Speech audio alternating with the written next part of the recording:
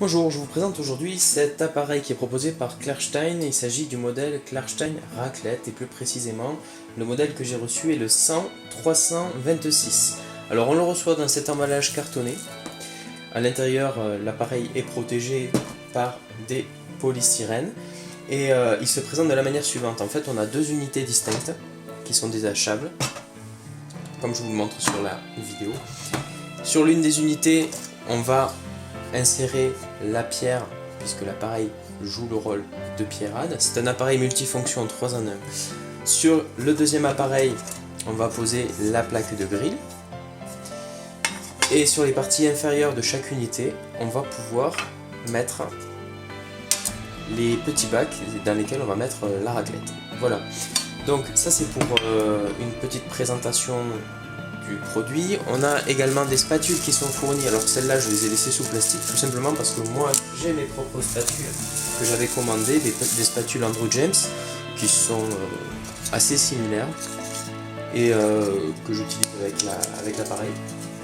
Et donc c'est un appareil donc, qui est fourni avec 4 petits bacs pour mettre du fromage et 4 spatules. Voilà pour ce qu'on trouve dans le packaging. La notice, elle est traduite dans différentes langues, notamment en français. Alors c'est très succinct, c'est simplement 3 pages. Elle explique comment utiliser l'appareil, mais on n'a pas de recette qui est fournie à l'intérieur. Donc là, je vais rassembler l'appareil pour vous montrer comment il fonctionne une fois en marche. Donc on reclipse tout simplement les deux unités sur le socle. On pose la pierrade sur l'un. Et sur l'autre, la plaque de grille. Et vous pouvez constater qu'il y a deux interrupteurs, c'est-à-dire qu'une fois branché sur le courant, on va pouvoir contrôler indépendamment l'une ou l'autre des unités. Ça c'est plutôt pas mal. Le cordon par contre, je l'ai mesuré, il est un petit peu court, il fait que 1,16 m, donc on va normalement avoir besoin d'une rallonge. Donc je vais allumer par exemple la plaque de grille et je vais retirer la plaque.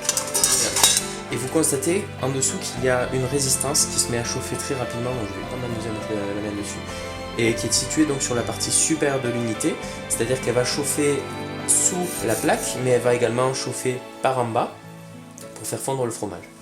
On a ce même principe là sur l'autre unité avec la résistance qui se situe à ce niveau-là.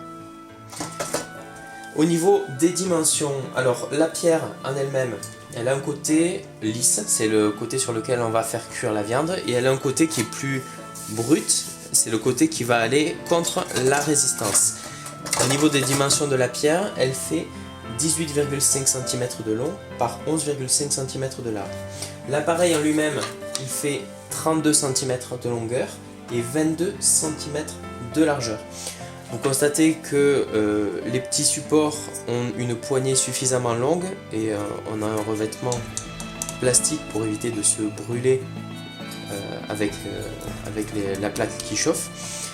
Deuxième partie de la vidéo, alors vous pouvez voir l'appareil Klarstein Raclette qui est actuellement fonctionnel. On a les deux petits boutons qui sont allumés.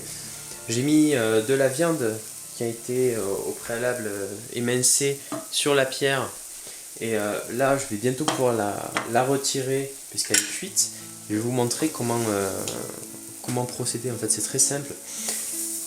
D'abord, la pierre, il faut la laisser chauffer pendant une vingtaine de minutes. Une fois qu'elle est bien chaude, on va mettre un peu de sel sur la pierre. Comme ceci. On peut en mettre aussi sur le grill, hein, c'est pas un problème. Et on va directement poser la viande dessus et on va attendre qu'elle chauffe. Donc je vous montre un petit peu. Voilà. Et on la laisse quelques dizaines de secondes selon si on préfère de la viande saignante, à point, bien cuite, etc. Et on peut en parallèle, si on le souhaite, faire cuire de la viande sur la partie grill. Alors là, dans l'assiette que vous voyez sur la vidéo, j'ai de la viande hachée. Et je vais la faire cuire en parallèle sur le grill. Donc je positionne directement dessus.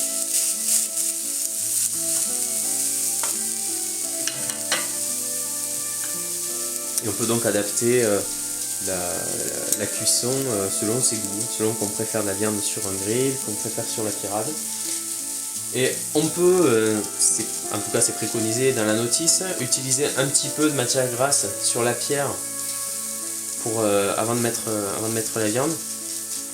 Là c'est volontaire, si j'en ai pas mis sur la vidéo, tout simplement c'est parce que j'avais pas envie d'avoir des projections, sur le reste de la table, donc j'ai pas mis de matière grasse. En contrepartie, on va avoir de la viande qui va avoir tendance à accrocher un petit peu sur la pierre. Voilà. Vous avez compris le principe de fonctionnement, on arrive à obtenir assez rapidement de la viande qui est cuite à la pierre et qui est savoureuse. Petit tour des points positifs et négatifs de cet appareil Klarstein raclette. Donc tout d'abord, ce que j'apprécie avec cet appareil, c'est qu'il est 3 en 1. On peut s'en servir pour la pierrade, pour le grill ou pour faire de la raclette. Au sujet de la raclette, j'apprécie le fait que les petits bacs aient une poignée suffisamment longue pour ne pas se brûler. Je trouve que c'est un appareil qui est plutôt bien pensé puisqu'il est à la fois compact, peu encombrant et fonctionnel. Ensuite, j'apprécie le fait que les spatules soient fournies, que la notice soit traduite en français, même si la traduction reste sommaire. Et enfin, j'apprécie le fait de pouvoir contrôler indépendamment chaque unité à l'aide des petits interrupteurs situés sur la partie gauche. Au niveau des points négatifs, c'est un appareil qui est un petit peu petit. Quand je dis petit, c'est-à-dire que sur la boîte, il est indiqué que c'est pour 4 personnes. Je précise 4 petits mangeurs, puisqu'en fait on a 4 petits poêlés, mais pour 4 bons mangeurs, ça sera vraiment pas suffisant. Ou alors il va falloir s'armer de patience et attendre que les fromages fondent, on attend 5 minutes, on fait cuire un deuxième fromage, etc.